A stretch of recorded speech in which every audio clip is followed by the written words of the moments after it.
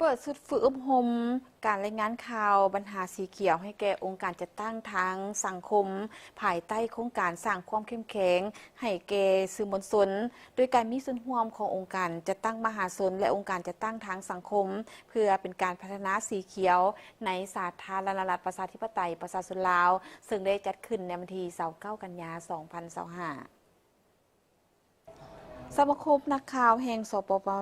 ปลาวและองค์การแพทย์นานาชาติประจำลาวได้จัดสุอบรมการรายงานข่าวปัญหาสีเขียวให้แก่องค์การจัดตั้งทางสังคมภายใต้โครงการสร้างความเข้มแข็งให้แก่สื่อมวลชนโดยการมีส่วนร่วมขององค์การจัดตั้งมหาชนและองค์การจัดตั้งทางสังคมเพื่อการพัฒนาสีเขียวในสาธารณรัฐประชาธิปไตยประชาชนลาว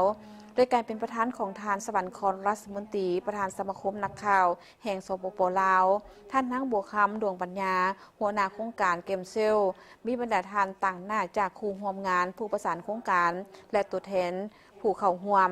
จากองค์การจัดตั้งทางสังคมสมาคมอยู่ภายในประเทศเข้าร่วม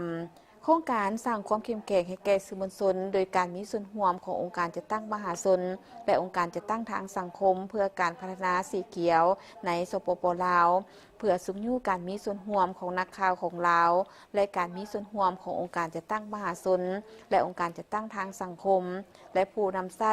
สื่อสังคมออนไลน์ในทั่วประเทศในระยะอีก2 ปีข้างหน้าโดยพยายามสุ่มใส่พื้นที่เป้าหมายอยู่3 แขวงในสาธารณรัฐประชาธิปไตยประชาชนลาวคือนครหลวงเวียงจันทร์หลวงพระบางและจำปาสักซึ่งได้รับการสนับสนุนจากสภาพยุโรปโครงการนี้จะสร้างความเข้มแข็งให้แก่นักข่าวหญิงและชายต่างหน้าให้บรรดาภาคเหนือภาคกลางและภาคใต้จากองค์การจัดตั้งมหาชนและองค์การจัดตั้งทางสังคมรวมทั้งผู้นำใช้สื่อสังคมออนไลน์ทั่วไป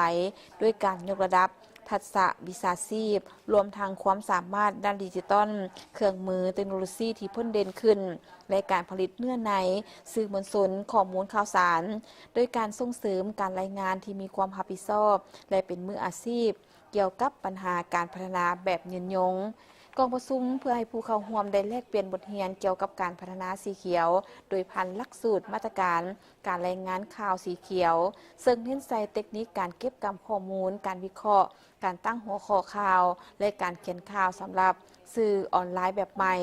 โดยนำใช้เครื่องเทคโนโลยีที่ทันสมัยเช่นปัญญาประดิษฐ์ที่จะเป็นเครื่องมือที่ช่วยอำนวยความสะดวกให้กับผู้เข้าร่วม